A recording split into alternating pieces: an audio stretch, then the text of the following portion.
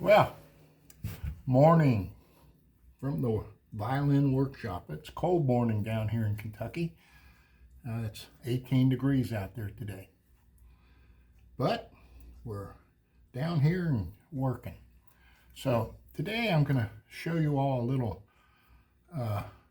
tricks, a few tricks that I have that in making my violins. And I can make them the traditional way with all hand tools, and I've done that many times. But over the years, I've found that power tools are really great things. They make it a lot easier. And in violin making, there's a lot of waste wood that has to be removed, and that's basically what I use the power tools for. And I'm sure back in the old days, if they had them, they'd use them too. And I'm just going to show you a little bit on how I do things the old way and the new way. And first of all, this is the back of the violin. It's a piece of maple, and after I make my ribs, which I make the traditional way, and I lay it on the piece of maple, I trace it out, and then I cut this out on a bandsaw instead of a coping saw like they used to use, and it just makes it easier. After that, I basically have a piece of wood that's shaped like a violin, but it's thick, it's square, it's in that, and you have to remove some of the wood to start forming the violin shape.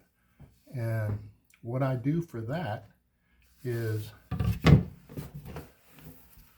a Fordham tool, and it's basically a rotary tool with a cutting bit on the end, and I just move it across and move a lot of waste wood down to not even close to where I want it, but I'm getting rid of heavy wood.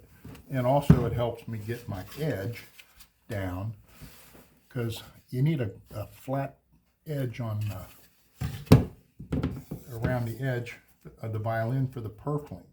And the way I've done it both ways, and I use a gouge, and I basically go around and make a flat edge around the edge, and that works fine. Takes a long time. And I seen a video on YouTube where a guy was using a router. So basically I got a router, got a bit, put it in, run it around, flat edge. Saves you about a day. And there's no, it doesn't affect the sound of the instrument. It just works. And so I use that. And then for the cutting the groove for the purfling, I made little tools where I run it across, run it around it, and it basically slices the wood. And I got one that does the outside, one that does the inside edge. And you cut it, and then you take a knife and you cut it some more, and then you pop the wood out, and you end up with a little channel all the way around, and that's what you put your purfling into. And I probably do it that way half the time, because for me it's kind of enjoyable. It shows a little bit of craftsmanship. But there's another way of doing it where you have a Dremel tool with a fence and a little cutting bit, and you just put it in, and it follows the edge and cuts you a real nice little slot. And then you just have to do the corners by hand, and it works fine. I don't believe anybody can tell the difference which way you did it, and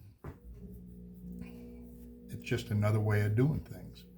And that's pretty much on the body. You can do that in the front and the back. Everything else is pretty much traditional, where you're laying out your F holes and cutting them out, and that, and The neck is always hand done. The only power tool I use on the neck is when I cut the block out, I use it on a bandsaw and cut it out the rough. Then everything else is just a little handsaw and a chisel and a gouge and some scrapers and a knife, and it's just eventually you end up with a scroll. And that is pretty much where I'm at. Now today I have the back pretty much as a basic unit where I move the waste wood, and a lot of people use a gouge. And first I have a piece of wood that stabilizes this. I screw it in the back and it doesn't move around, but I use a gouge and I'll take it down to where I want it. And I have templates that I made where I can put it on and see exactly how far I need to go and the shape of things. And that's kind of, for me, it's exciting because you see things shaping. And then I use my little planes, and they move a lot of wood quickly too. And what I like about these is you have an exceptional amount of control on what you're taking off. It works out really well for me. And when I take out the back wood, because there's quite a bit of wood that'll have to be removed, I have a cradle that I set it in, and you can scoop it out. What I like to do is I bring it to the drill press and drill a bunch of holes where I have a stop on the drill press. I stop at 5 millimeters thickness all the way around, and the holes go down, so I know that this is going to be 5 millimeters thick. And then I can take my gouge and basically scrape it out, and I know exactly how far down I am. When that's clean, then I take my little planes, and then I can fine tune the plate, bring it down to the 2.5 around the edges and the 3/8, and just there's different places all over. It has to be different thicknesses, and you can fine tune it that way. And that is basically how I'm making my violins. A little bit of power, a little bit of handwork, and it seems to work for me. So that's all I got for this segment. And if you haven't subscribed, subscribe, and next time we'll talk a little more about making violins. So see you next time.